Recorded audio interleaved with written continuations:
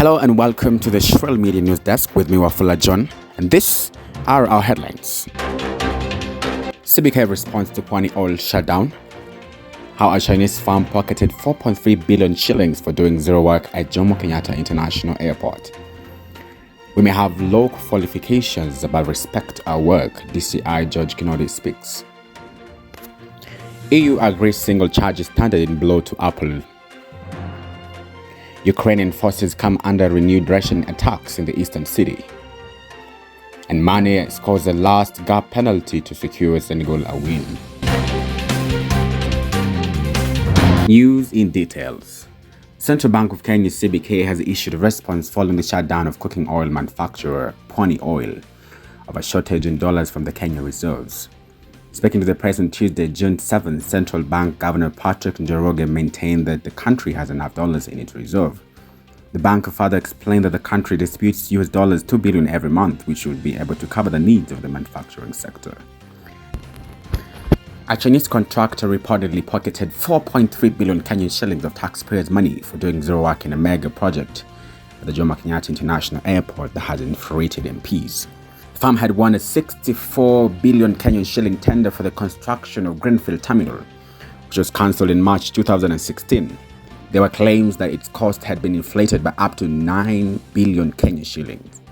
President Kenyatta presided over the project groundbreaking ceremony, which cost the taxpayer 75 million Kenyan shillings on May 23, 2014. Director of Criminal Investigations George Kinoti has addressed recent verbal attacks on police officers.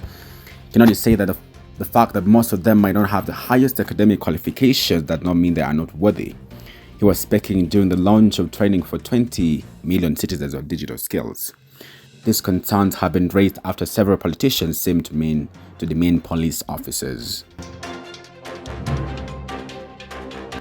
On to some international news now. Ukrainian troops holding out in the ruins of Syrian Donetsk came under renewed heavy assault on Wednesday from Russian forces, who see the capture of the industrial city as key to control of the surrounding Luhansk region.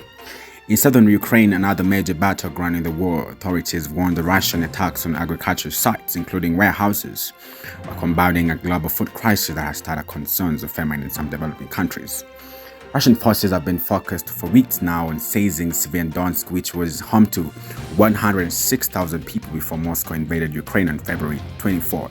European officials on Tuesday agreed the text of a proposed EU law imposing a standard charger for smartphones, tablets, and laptops sold in the bloc, in a blow to Apple.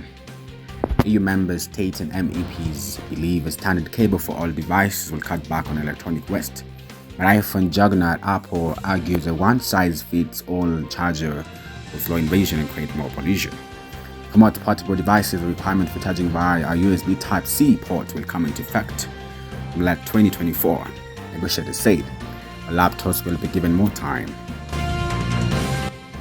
Now for some sports action. Sadio Mane slotted home a penalty 7 minutes into stoppage time to hand reigning African champion Senegal a narrow 1-0 win over Rwanda at home in the Africa Cup of Nations qualifier on Tuesday, June 7th.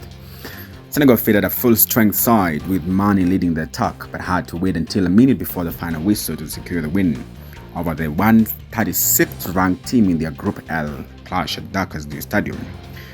There were also wins for Burkina Faso, the Cape Verde Islands and Zambia as the qualifying competition for the 2023 finals in the Ivory Coast continued. And that's all we had for you today from the Shrill News Desk. Thank you very much for tuning in. Remember to follow us on all our social media handles at Shrill. From me to you, it's a goodbye. Until next time, God bless you and keep safe. This is Shrill. Be here.